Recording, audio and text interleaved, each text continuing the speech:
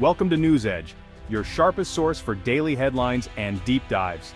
If you're new here, don't forget to hit that subscribe button and stay ahead of the curve. Americans love coffee. It's more than a drink, it's a daily ritual that fuels the nation. From New York to the Midwest, millions start their day with the aroma of fresh coffee. Coffee is the backdrop for meetings, friendships, and tough days, but now a major disruption is brewing far to the south.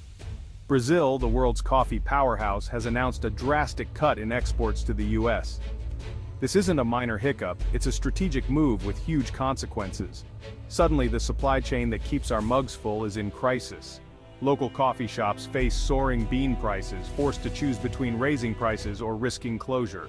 The decision in Brazil is shaking Main Street America, igniting a firestorm in Washington, and leaving everyone asking, what does this mean for my morning coffee? Let's find out how we got here. To grasp the crisis, you need to understand Brazil's dominance in coffee. For over 150 years, Brazil has been the world's top producer. 1 in 3 cups globally comes from its soil. Its vast plantations supply the Arabica and Robusta beans Americans love.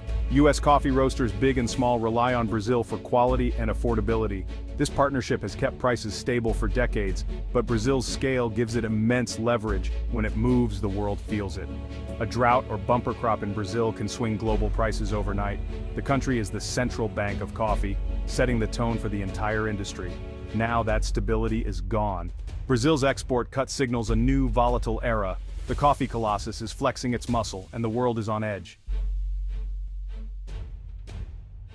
The announcement from Brazil's capital was blunt coffee bean exports to the US are being slashed by 50%, immediately.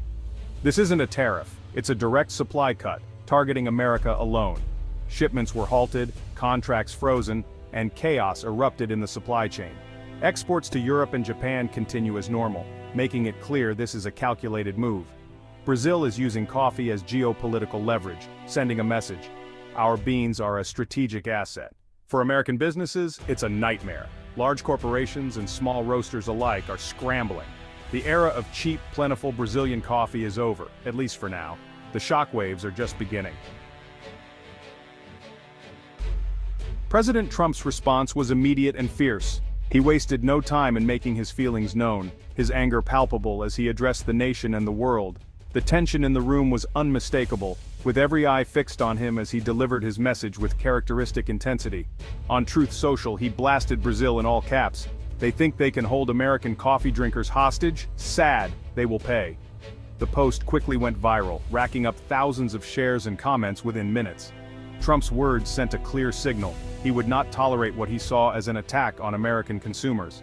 At a press conference, he called Brazil's move a stab in the back and promised strong retaliation. Tariffs on everything from cars to steel. He accused Brazil of betraying a long-standing partnership and warned that the United States would respond with overwhelming economic force. The message was unmistakable. Any country that tried to undermine America would face swift consequences. The administration quickly began drafting a list of Brazilian products for potential tariffs, aiming to inflict maximum economic pain. Teams of advisors and trade experts worked late into the night, analyzing which sectors would be hit hardest. The goal was clear: send a message that the US would not back down, no matter the cost. Trump's strategy was simple: meet force with greater force, betting the US economy could outlast Brazil in a drawn-out trade war. He believed that American resilience and economic power would ultimately prevail, even if it meant short-term pain for some industries. The Oval Office became a war room, with Trump personally overseeing the response. Supporters cheer his tough stance, seeing it as defending American interests. At rallies across the country, crowds erupted in applause, chanting slogans and waving flags. For many, Trump's aggressive approach was a sign of strength, a leader willing to fight for the nation's prosperity and pride. But not everyone was convinced. Critics warned this could spiral, hurting U.S. industries reliant on Brazilian imports. Business leaders and economists voiced concerns about rising costs, supply chain disruptions, and potential job losses. Factory workers and small business owners watched nervously, uncertain about what the future might hold. The threat of a major trade war is real, and Washington is bracing for impact. Lawmakers from both parties debated the risks and rewards, with some urging caution and others demanding even tougher measures. The atmosphere in the Capitol grew tense as the stakes of the confrontation became clear. The tone is set, confrontation over compromise. Both leaders appeared resolute, neither willing to back down. The world watched as the two nations edged closer to a full-blown economic showdown, with negotiations growing increasingly hostile. The world is watching to see who blinks first. News outlets across the globe covered every development, analyzing the potential fallout for international markets and global trade. Allies and rivals alike waited anxiously, knowing that the outcome could reshape economic alliances for years to come. For now, the coffee crisis is fueling a political firestorm. Headlines blared warnings of shortages and price hikes, while pundits debated the wisdom of Trump's hardline tactics. Coffee shops and consumers braced for impact, wondering how long the standoff would last. The stakes couldn't be higher. With billions of dollars and countless jobs on the line, the outcome of this trade battle could have far-reaching consequences, not just for the US and Brazil, but for the entire world economy. Why would Brazil risk a trade war with its biggest customer? On the surface, it seems like a dangerous gamble. After all, the United States buys more Brazilian coffee than any other country. But beneath the headlines, there's a complex web of motivations driving this bold decision. The answer is a mix of economics, politics, and national pride. Brazil isn't just making a business move, it's making a statement to the world. For decades, Brazil has produced about a third of the world's coffee, yet most of the profits end up elsewhere. Farmers and exporters feel shortchanged, watching as international traders and foreign companies reap the biggest rewards from their hard work. By restricting supply, Brazil hopes to tip the scales. The goal is to drive up global prices, forcing buyers to pay more and allowing Brazilian producers to finally capture a larger share of the value chain. It's a classic case of using market power to shift the balance. But there's more. Brazil is also looking east, toward booming markets in Asia, especially China and India. These countries are rapidly increasing their coffee consumption, and Brazil sees an opportunity to negotiate better deals and diversify its customer base, reducing its reliance on the US politically. This move is about asserting independence. Brazil's leaders want to show they won't be pushed around by Washington and that they can use coffee, a strategic export, as leverage on the world stage. At home, this stance is hugely popular. Many Brazilians see it as standing up for national interests and demanding respect from global powers. The government is tapping into a sense of pride and unity. There's also an environmental angle. Brazil is pushing back against costly sustainability demands from foreign buyers. The message is clear. If the world wants eco-friendly, sustainable coffee, it must be willing to pay a premium for it. In short, Brazil is betting that by creating scarcity, it can boost both its influence and its profits. It's a calculated risk, but one that could reshape the global coffee market. It's a high-stakes move with global repercussions, one that could change how coffee is traded, priced, and valued around the world. For Americans, the impact is immediate. Coffee prices are rising. A $4 latte could soon cost $5 or $6, and even basic drip coffee will get pricier. Shortages may hit shelves, and your favorite blend could taste different as roasters scramble for substitutes. Small coffee shops are especially vulnerable, facing soaring costs and tough choices, raise prices or risk closing. This crisis ripples through the economy, affecting truck drivers, warehouse workers, and even local bakeries. The interconnectedness of the coffee trade means a decision in Brazil leads to job losses and hardship on Main Street, USA. The supply chain is fragile, and the shock is exposing its weaknesses. For many small businesses, survival is now uncertain. The morning ritual Americans cherish is under threat. The true cost of coffee is about to hit home. The United States now stands at a crossroads, facing a pivotal decision. Should it retaliate against Brazil's actions or adapt to the new reality? This choice is not just about coffee. It's about economic strategy, global influence, and the daily lives of millions of Americans.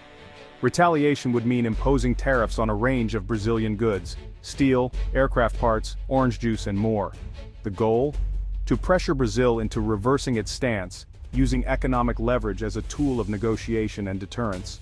But this approach carries significant risks. A trade war could quickly escalate, leading to higher costs for American manufacturers who rely on Brazilian imports, and for consumers who would see prices rise not just for coffee, but for everyday products. Small businesses could be squeezed and jobs could be at stake. The alternative is adaptation. seeking out new sources of coffee from countries like Colombia, Vietnam, Honduras, and Ethiopia. This would mean building new relationships and supporting farmers in other parts of the world, ensuring a steady flow of beans to American shores. Adapting would require significant investment, from signing long-term contracts with new suppliers to upgrading logistics and infrastructure. It's a complex process, but one that could make the U.S. coffee supply more resilient in the long run. There's also the option to boost domestic production, supporting coffee growers in Hawaii and Puerto Rico, or investing in agricultural research to develop new coffee varieties that can thrive in U.S. climates could help reduce dependence on foreign beans. In reality, America may choose a blend of both strategies, using tariffs and trade measures to send a strong message, while simultaneously investing in adaptation to secure its coffee future. The debate is fierce, with policymakers, business leaders, and consumers all weighing in. The path forward is uncertain and the stakes are higher than ever. Every decision will ripple through the economy, affecting jobs, prices, and the morning routines of millions. The coffee crisis is exposing the vulnerabilities of global supply chains, forcing the U.S. to rethink how it sources and secures essential goods. America must now decide, will it fight, adapt, or find a way to do both? The outcome will not only determine the price and availability of coffee, but also signal how the nation responds to future global challenges. The answer will shape your morning cup for years to come. As the world watches, the choices made today will echo far beyond the breakfast table. Brazil's export cut opens the door for other coffee-producing nations. Colombia, Vietnam, Honduras, and Costa Rica are poised to step up, eager to supply the U.S. market. American investment could help these countries expand production, but ramping up takes years. Coffee plants don't mature overnight. In the short term, competition for non-Brazilian beans will be fierce, driving prices even higher. This shift could reshape the global coffee map, making the market more decentralized and resilient. Smaller nations could gain economic power, spreading the wealth of the coffee trade, but the transition won't be smooth. Supply gaps and high prices are likely for some time. American companies will be bidding against Europe and Asia for limited beans.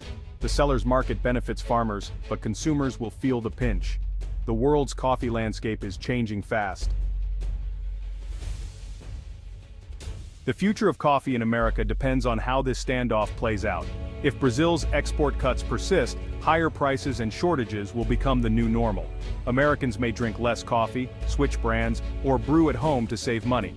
The industry will adapt, using more Robusta beans, exploring alternatives, and innovating to survive. A full-blown trade war could make things worse, hurting both economies and straining diplomatic ties. The best hope is a negotiated settlement, but for now, uncertainty reigns. This crisis exposes the fragility of global supply chains and the true cost of our daily rituals. The road ahead is uncertain, but one thing is clear: your morning cup will never be the same.